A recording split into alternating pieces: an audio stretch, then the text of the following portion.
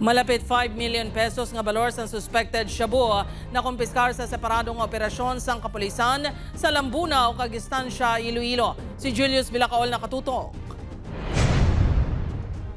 Naglabot sa masubra 1 million pesos nga balor sa suspected shabu ang nakuha sa 56 anyos nga si alias Jerry. Ini matapos siya ang ginpaidalom sa buy-bust operation sa Provincial Drug Enforcement Unit kag Lambunao Police sa Barangay Poblasyon Ilawod, Lambunao, Iloilo kahapon sang hapon. Si Jerry ang ginaligar supplier sang ilegal nga droga sa Lambunao. Magluwas sa iya, arestado man ang live-in partner nga ginapahayag kahimbon sini sa ilegal nga buluhaton. Lunsay nakaagi na preso kaangot man sa ilegal nga droga ang duha, apang hindi madeterminar kung sano sila nakagwa. Wala mga ini naghatag sa pahayag sa kapulisan. Kaina, ginpasakaan na mga ini sa reklamo nga paglapas sa Comprehensive Dangerous Drugs Act of 2002.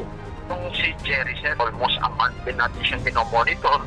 So that's the time na nahirapan nga tayong manghuli sa kanya because of his location. Lipat-lipat po siya ng location.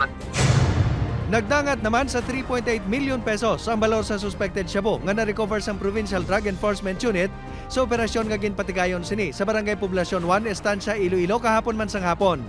5 ang arestado sa operasyon. Isa sa mga ini ang ginakabig high-value individual nga si alias Kurt.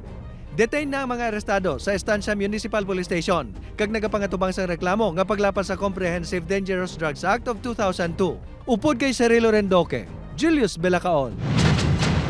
1. Western Visayas.